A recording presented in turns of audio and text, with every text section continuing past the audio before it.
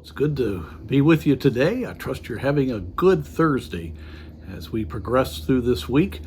And it's just a joy to know God is on the throne and that we can trust Him. And today I'd like to go to Luke chapter 3. It was a wonderful moment when God broke through the silence and Jesus Christ came into this earth. The sky burst forth with the angelic chorus and the wonderful reality that Jesus had come. Now, obviously, most of the world did not accept him at that time, but this was just a glorious moment that silent period of the intertestamental years was all completed. But it even started before the birth of Christ with the birth of John the Baptist, the last of the Old Testament prophets that led into, as was prophesied, his being the forerunner of Jesus Christ.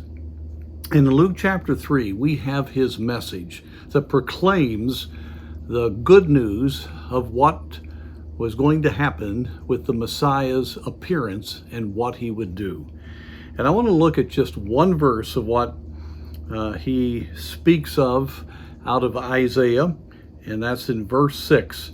And all flesh shall see the salvation of God.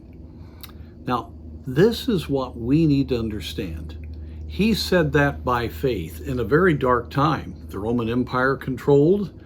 The whole Jewish government was in league with the Roman Empire, yet they wanted, of course, to have their own kingdom. But many of the leaders had capitulated to the Romans, and they were totally opposed to the message that Jesus Christ would give. They did not want a suffering Messiah. They wanted their own kingdom. And so this message of John the Baptist did not come at a great time. It did not come when people were looking to receive it, except for a remnant. But yet it is true that all flesh shall see the salvation of the Lord, of God. See, the point is this: God's plan is for everyone to know of the salvation of God. That is where we come in.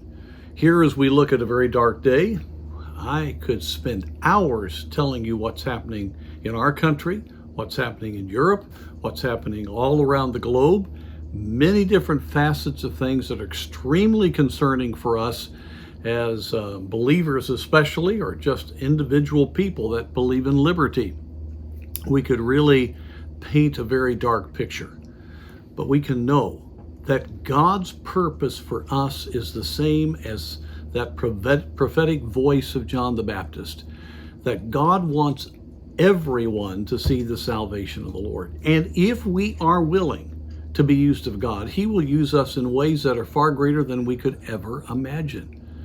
If we're willing to pray and to surrender ourselves, God will enable us and our churches to be able to affect our areas with the reality that God reigns and that the gospel is the way of salvation.